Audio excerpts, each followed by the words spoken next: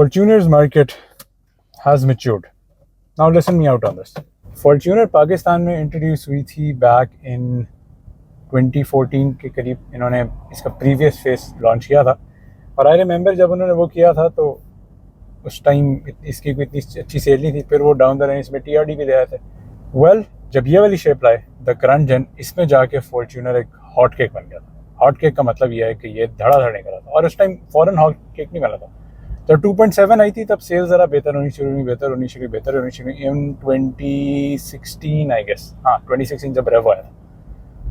इसके बाद जब ये लोग लाए ना उस शेप में सिग्मा, फिर तो फॉर्च्यूनर की सेल्स स्काई रॉकेट. उसकी सबसे बड़ी वजह यह थी कि जो पुरानी फॉर्च्यूनर है उसकी आई रिमेंबर उसमें लोगों को बड़ा इशू था कि बहुत ही अंडर पावर्ड है क्योंकि वो उसमें वो 2.4 पेट्रोल था. फिर जब ये लोग ये वाली शेप लाई इसका जो प्री फेस लिफ्ट, उसमें देयर वाज अ 2.7 राइट. और वो 2.7 के भी यही शिकायत थी कि यार it's sort of under powered और ना मज़ा नहीं आता. और उस टाइम रेवो में डीजल था जिसकी वजह से रेवो की पॉपुलैरिटी ज़्यादा हो रही थी. खैर, जिस टाइम ये लोग 2018 में फिर जब इन्होंने फेस लिफ्ट किया ना जिसमें ये सिग्मा लाए, तो sigma sold like crazy hot cakes. और उस टाइम जाके फॉर्च्यूनर ने अपनी दबा के मार्केट बनाई ना, और इसकी वजह से रेवो को बड़ा इफेक्ट हुआ क्योंकि जैसे हम लोग भी हैं तो पहले हम लोगों ने फॉर्च्यूनर इससे नहीं ली थी क्योंकि वो बहुत ही अंडर पावर्ड और ना मज़ा नहीं करती थी. मेरे ख्याल टोयोटा ने ना बहुत फिट कैप्चर किया. उस टाइम में क्रॉस ओवर्स भी नहीं थी, तो जिस बंदे ने करोला से ऊपर जाना था फिर वो फॉर्च्यूनर ही लेता था. उस टाइम फॉर्च्यूनर की सेल बहुत अच्छी होनी और उस टाइम में इसकी प्राइस बड़ी रीजनेबल थी. आई रिमेंबर 2.7 जो फेस लिफ्ट था ना, अगर हम ओरिजिनल की बात करें वो 42 का था, 42 का. इसका जो प्री फेस लिफ्ट था ना जो 2.7 वाला था, दैट गॉट इंट्रोड्यूस्ड एट 55 और सिग्मा 58 का होता था. मुझे याद है जिस टाइम हमने रेवो ली थी ना 48 की, उस टाइम सिग्मा 58 का होता था. पर डाउन द लाइन वो होती रही इंक्रीज. और जब फेस लिफ्ट आया ना, ये वाली जो हमारी गाड़ी है ये है फेस लिफ्ट. अनवील नहीं हुआ तो उस टाइम हमने इसके पैसे जमा करा दिए थे और इसने फेब में हमने पैसे जमा करे और जुलाई में आई थी ये गाड़ी.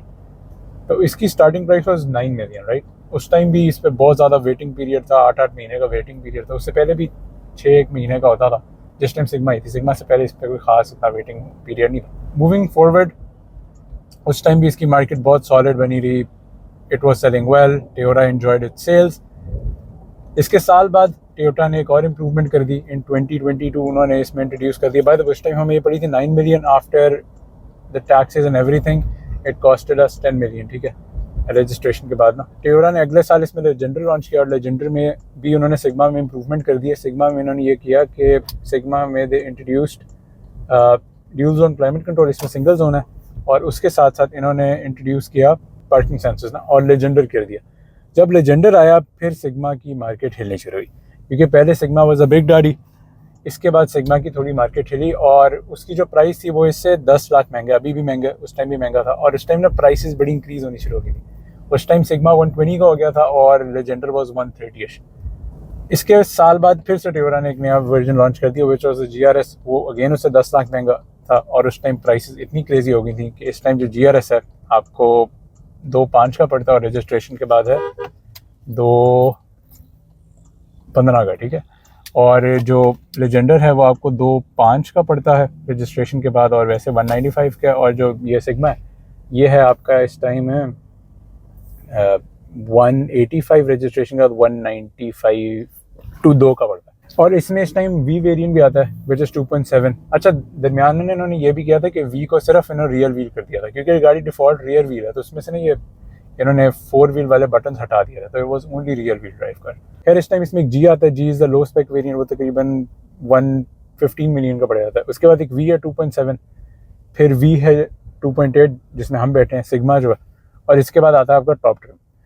तो हुआ ये जिस टाइम इसकी प्राइस बढ़ने लगी ना और उस टाइम क्रॉस ओवर्स का भी इंतहाई भरपूर तरह से ना वो हो गया. पहले तो इसकी स्पोर्टेज ने मार्केट तोड़ी सारी, मतलब कोई कंपैरिजन बनता नहीं है लेकिन मतलब that is a more comfortable car. ठीक है, उसने मार्केट तोड़ी. इसके बाद आगे आती हैं आपके क्रॉस ओवर्स. आई गई बारिश हुई ना. हैवल आई, ट्यूसन आई, मतलब hyundai आई, हैवल आई, मतलब it was crazy out there. तो लोगों का ना वैसे ही इंटरेस्ट कम होना शुरू हो गया. फिर हैवल जब 1 से 86 आनी शुरू हुई, सेंटा फे आनी शुरू हुई, मतलब अपर साइज़ में आनी शुरू हुई तो वो और कम होना शुरू हो गया. प्लस वो हाइब्रिड्स आने शुरू हो गई और उनमें ज़ाहिर बात है कंफर्ट एस्पेक्ट एक बेहतर था उनमें, ज़ाहिर बात है. तो अल्टीमेटली ये हुआ कि फॉर्च्यूनर की मार्केट लूजन अप होती रही, लूजन अप। एक टाइम पे तो ये गाड़ी 180 से ऊपर की ये बिक रही थी, ठीक है। लेकिन वो डाउन द लाइन हुआ यही कि वजह यही बनी कि क्योंकि वो फॉरेन एक शिफ्ट आया और everyone started to move to the crossovers, upper size crossover में थोड़े मूव करने लगे, तो अल्टीमेटली इसकी मार्केट शेक होनी शुरू हो गई। साल एक से ना इसकी मार्केट अब स्टेबल होनी शुरू हो गई है। और ये जो गाड़ी है तकरीबन 35,000 चल गई है और इसकी इस time current market value is about 160, हाँ 160 मैक्स 165, इसके अराउंड में इसकी वैल्यू घूमती है। अलबत्ता ये 36,000 देखा जाए ना तो ये 36,000 इन शहर वाली गाड़ी से बहुत कम है, क्योंकि 36,000 हाईवे का मतलब यह है कि ये गाड़ी वीकेंड पे ही 1500 तो कर लेती है, और वो 1500 रोज़ नहीं होता, वो जाके साल में 2-3 बार होता है। तो इसलिए आप लोगों को लग रहा होगा 36 है, लेकिन एक्चुअली अगर आप शहर की गाड़ी में लाएँ तो ये तकरीबन 6-7 हज़ार होगा। इन माई ओपिनियन फॉर्च्यूनर की इस टाइम मार्केट स्टेबल है। If you are looking to buy a Fortuner used या फिर ब्रांड न्यू, क्योंकि इस टाइम फॉर्च्यूनर की इंटरनेशनली कोई नई शेप नहीं आई, यही वाली चल रही है, और जो भी टॉप स्पेक वेरिएंट वो पाकिस्तान में भी ऑफर हो रहा है। तो आई वुड से कि if you want to upgrade और आपने फॉर्च्यूनर लेनी है तो गो अहेड, सॉलिड मार्केट है। आपको जो सिग्मा है वो उसकी मार्केट ज़रा थोड़ी ज़्यादा हिली है, स्पेशली क्योंकि लेजेंडर आ गया। लेजेंडर में ना ज़रा डिफ्रेंशिएट थोड़ा हो जाता है ना, तो वो ज़रा थोड़ा आपको एक वो नई लाइट्स हैं एवरीथिंग ना, वो ज़रा ज़्यादा अट्रैक्ट करता है लोगों को, तो वो एक थोड़ा सा ना डिफरेंट चीज़ है। तो इसलिए अगर आपने लेना है ना, if you can afford a Legender, मैं आपको कहूँगा आप लेजेंडर लें।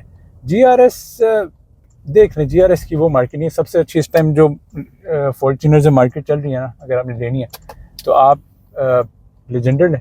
लेजेंडर के बाद है GRS, सिग्मा की उससे ज़्यादा बेहतर, फिर GRS आती है, और V सबसे मतलब V कम ही है। V आप तब लें अगर आपका गाड़ी नहीं, बस आपको चाहिए यार फैमिली हो, आगे पीछे हम जाते भी रहें इस तरह ना।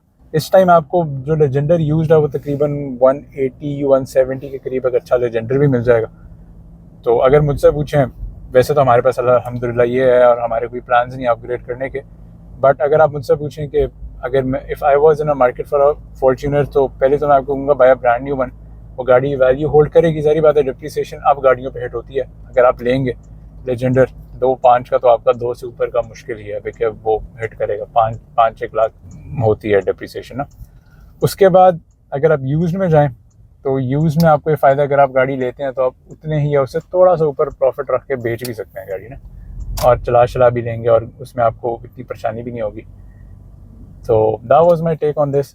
फॉर्च्यूनर की मार्केट इज़ स्टेबल नाउ, और दिस सीम स्टेबल क्योंकि इसकी प्राइस इतनी ऊपर चली गई है इस टाइम के, वो जो एक 10 मिलियन का एक ब्रैकेट था ना, अब वो नीचे आ गया और उसमें उन्होंने सब ये क्रॉसओवर्स वालों ने अटैक कर दिया, और वो इससे ज़्यादा कंफर्टेबल भी हैं, फीचर्स भी काफ़ी ज़्यादा हैं। अलबत्ता इसकी जो प्रैक्टिकलिटी है वो तो अनमैच है, मतलब जिस तरह ये रॉक सॉलिड ब्लॉक है और इस तरह। बट ये है कि वो गाड़ियाँ जो हैं उन्होंने फिर इसकी तोड़ दी मार्केट, क्योंकि अब हम भी देखें तो हम भी मुश्किल से 1 बार या 2 बार, मुनाल भी 2-3 बार गए होंगे, इसके अलावा तो शहर में ही चलती है। तो फिर सारे लोग यही कहते हैं यार शहर में फ्रंट व्हील गाड़ी लो, क्या इतना करना है। So that was my entire take on this. If you are in a market for a Fortuner, I would say it's a safe investment, solid पैसे हैं, कहीं नहीं जाते। हाँ, अगर ब्रांड न्यू लेंगे तो आपके सही बात है पैसे टूटेंगे, कोई भी वेरिएंट ले लें। लेजेंडर सबसे कम तोड़ेगी, GRS और सिग्मा उससे कम है, GRS उससे ज़्यादा थोड़ी तोड़ेगी, और V तो तोड़ेगी, वो तो तकरीबन आप लगा लें मिलियन तक वो तोड़ देगी। अगर आप यूज्ड में आए, आपको यूज्ड तकरीबन जो फॉर्च्यूनर्स हैं, इवन द प्री फेसलिफ्ट जो सिग्मा है ना अभी, वो भी इतना स्ट्रॉन्ग है कि वो भी आपको 140 तक मिलता है। तो यह है कि if you are in use market, तो आपको पुराना जो है 2014 वाला वो आपको मिलेगा तकरीबन 8-9 मिलियन के करीब, और फेस लिफ्ट वाला भी करोड़ के करीब होगा। सिग्माज 130-140 पे जाते हैं, फेस लिफ्टेड आर 160-ish, और द फेस लिफ्ट वीज आर एट 140-130 ना। So that was my take on this. I hope you shall agree. Please share your opinions on this and take care. Thank you.